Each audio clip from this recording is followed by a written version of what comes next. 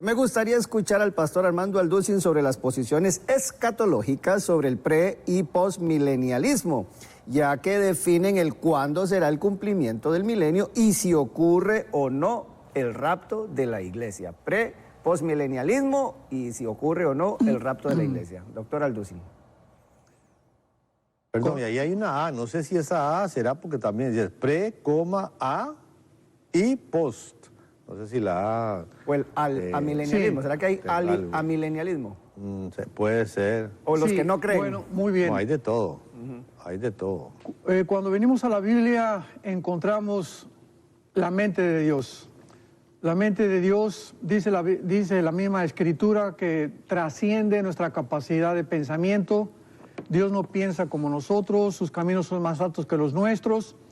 Y cuando comenzamos a enfocarnos en diversas doctrinas, sobre todo en la escatología, que es el estudio de las últimas cosas, nos damos cuenta que hay varios enfoques. Hay muchos teólogos que perciben la doctrina de la escatología con diferentes lentes. Unos tienen zoom, o sea, lo ven mucho más cerca, otros más lejos, otros a la mitad.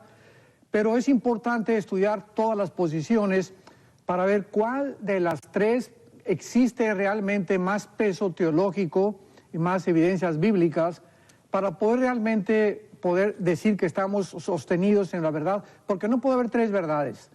Dentro de la escatología hay el pretribulacionismo, el mitribulacionismo y el posttribulacionismo, que se podría traducir también como el postmilianismo, y hay otro que es el amilianismo, que significa hay personas que no creen ni siquiera en el milenio, porque creen que en el año 70 después de Cristo, cuando vino Tito el emperador romano, ahí se cumplieron la mayor parte de las profecías.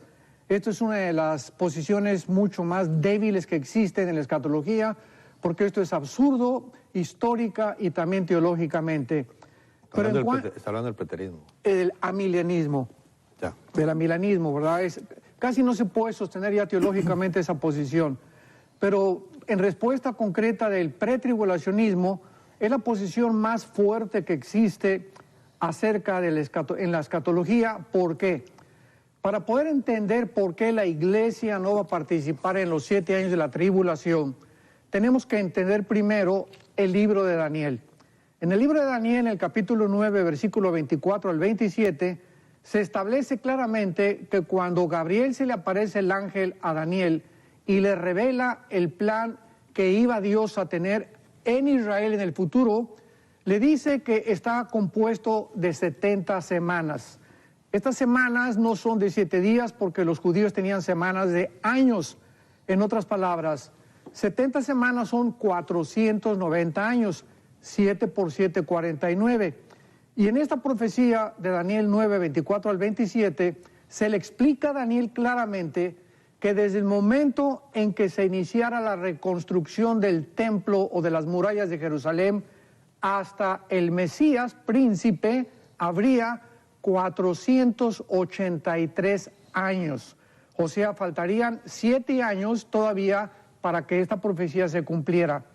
Esta profecía de los 483 años es una de las profecías y una de las evidencias para todos los matemáticos que nos escuchan y que les gusta estudiar la ley de las probabilidades.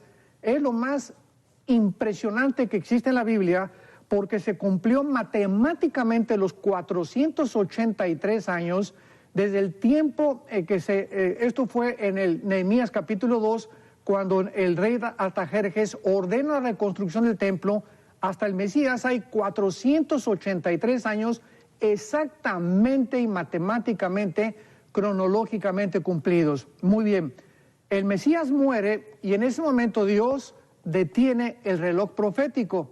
Ya no va a tratar Dios con Israel. Jesucristo lo dijo al entrar a Jerusalén. Jerusalén, Jerusalén, que matas a los profetas y no conociste el día de tu visitación. Y Jesucristo lo dice, hasta que ustedes digan, Baruch Hashem Adonai Eloheim, hasta que ustedes digan, bendito el que viene en el nombre del Señor. Vemos hasta que Israel no va otra vez a regresar con Dios, ni Dios va a volver a tratar con Israel hasta que los judíos tengan una resurrección espiritual. Entonces, la iglesia es incluida en el lugar de Israel durante 2000 años, lo cual no significa que Dios ha terminado con Israel, porque tengamos cuidado con la teología del reemplazo, que se enseña que ya Dios no tiene nada que ver con Israel y que la iglesia es el Israel de Dios. Esto es absurdo. La iglesia está ocupando una posición temporal en el plan de Dios que se conoce como la época de la gracia o la época de la iglesia. Muy bien, esta época de nosotros tiene que terminar. ¿Por qué tiene que terminar? Porque Dios no ha terminado con Israel. Le faltan 7 años, que son precisamente los 7 años de la tribulación. Entonces la iglesia tiene que salir forzosamente del mundo para que Dios regrese a Israel, y lo podemos comprobar ya en el libro del Apocalipsis, porque ya la iglesia no aparece. Dios va a tener que sellar a 144,000 judíos étnicamente. En el capítulo 7 de Apocalipsis, Dios va a tener que levantar a 2 testigos judíos en la última fase de la tribulación, porque ahora Israel es el que está bajo el contrato de Dios y bajo el juicio de Dios, para que al final de la tribulación, dice Romanos 11, 25 al 26, Israel será salvo. No significa que todos los israelitas o todos los judíos, simplemente los que creyeron o pusieron su fe en Jesús como el Mesías.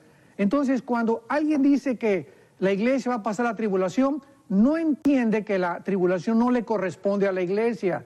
La profecía de Daniel 9, 24 al 27, enfatizo, es para Jerusalén y para el pueblo judío. Entonces, si no podemos separar en la Biblia que Israel es una entidad y la iglesia es otra entidad, vamos a hacer un revoltijo tremendo. Entonces tenemos que entender claramente la teología sistemática para poder comprender claramente qué es lo que le corresponde a Israel, qué es lo que nos corresponde a nosotros. Esta es la razón por la cual es imposible que la iglesia atraviese la gran tribulación. Salimos antes de los 7 años y Dios comienza a tratar con Israel, y también esto no significa que no va a haber salvados durante la tribulación. Claro que los va a haber. Es el último avivamiento final que va a tener el mundo, pero esto no significa que la iglesia esté aquí en estos 7 años que son de un juicio y la purificación de la nación de Israel.